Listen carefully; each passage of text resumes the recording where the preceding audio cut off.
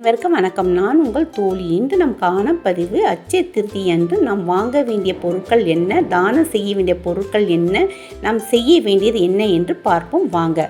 அச்சயம் என்பது அல்லல்ல குறையாது என்று அர்த்தம். அதனால் தான் அட்சய திருதி அன்று நாம் எதை வாங்குகின்றோமோ அது குறையாமல் பல மடங்கு சேரும் என்று ஐதீகம்.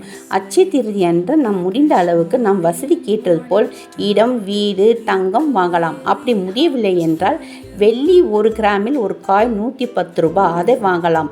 அதுவும் நம்மால் முடியவில்லை என்றால் கல்லுப்பு வாங்கலாம். இருப்பதிலே சக்தி வாய்ந்தது அனைத்து பொருட்களுக்கும் மேல் சக்தி உள்ளது இந்த கல்லுப்பு தான். இந்த கல்லுப்பு நாம் வாங்குவதால் நம் வீட்டில் என்றுமே அந்த லக்ஷ்மி தேவி குடியிருப்பார்கள். பணம் பற்றாக்குறை எதுவும் இருக்காது. நாம் தானம் செய்ய வேண்டியது என்ன என்று பார்ப்போம். நம்மால் முடிந்தால் யாருக்காவது படுக்கம் பாய் அல்லது குடை, செருப்பு, போர்வை அல்லது ஏழை பிள்ளைகளுக்கு புத்தகம், பென்சில், பென் என்று வாங்கி தரலாம்.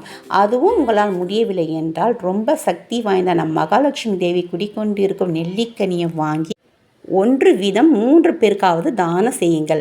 அப்படி நம் நெல்லிக்கனி தானம் செய்வதால் நமக்கு என்றுமே வற்றாத செல்வத்தை அந்த மகாலட்சுமி தேவி வாரி வழங்குவார். அதே போல் நாம் செய்ய வேண்டியதை பார்ப்போம்.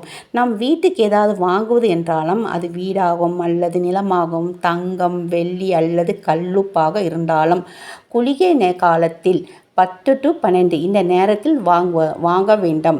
ஏனென்றால் அந்த குளிகை நேரம் என்பது நாம் என்ன வாங்கின்றோமோ அது மறுபடியும் நமக்கு சேரும். அதனால் நாம் குளிகை நேரத்தில் நாம் வாங்க வேண்டும்.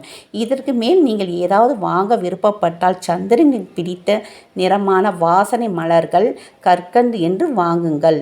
லக்ஷ்மி தேவிக்கு நீங்கள் வாங்கிய பொருட்கள் எல்லாம் வைத்து வாசனையான வெள்ளை நிற மலர்களை வைத்து பால் பாயாசம் செய்து வைத்து வணங்குங்கள்.